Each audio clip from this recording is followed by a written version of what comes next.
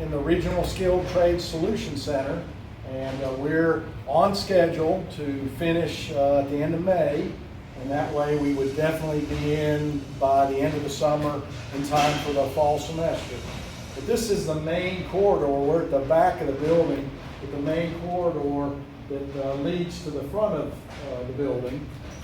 To my right is basically the carpentry and masonry areas.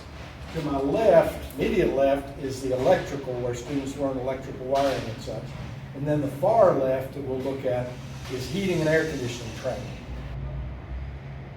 Now we're in the main carpentry lab. The front side of the building, directly opposite us, is what I call the clean side, but this is the lab side. So what we're looking at right now is the big, open construction carpentry area. We'll also do masonry in this area, but the far door is where we'll bring in raw material. This next door to our right, the big door, is where we'll take out, finished products like a modular home module or a tiny house, something like that. But this is the main large carpentry lab. A large double classroom. We can sit 60 students in here. We'll have a collapsible wall in the middle, so we can make it 2 smaller classrooms of 30 or a larger one of 60.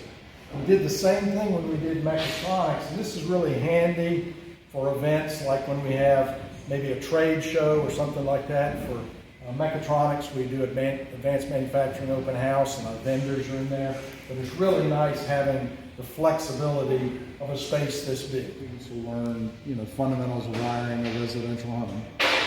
Along that wall, we'll have different stations where students can learn different things, like maybe the wiring for putting in an oven, or maybe the wiring for putting in just a regular light. So we'll have a number of different stations that we can configure to whatever we need, depending on where the students are in their class.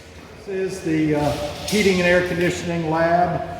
The inside component, we already looked at the outside pad where the outside components of the heating and air conditioning system go. But along that wall, we'll have 8 or 10 different units, from small residential units to smaller light industrial units. Pretty much every kind of technology that's out there. Gas systems, mini splits, heat pumps. We'll have those systems, and we'll also have what we call trainers in here that are dedicated pieces of equipment that train students on the fundamentals of heating and air conditioning.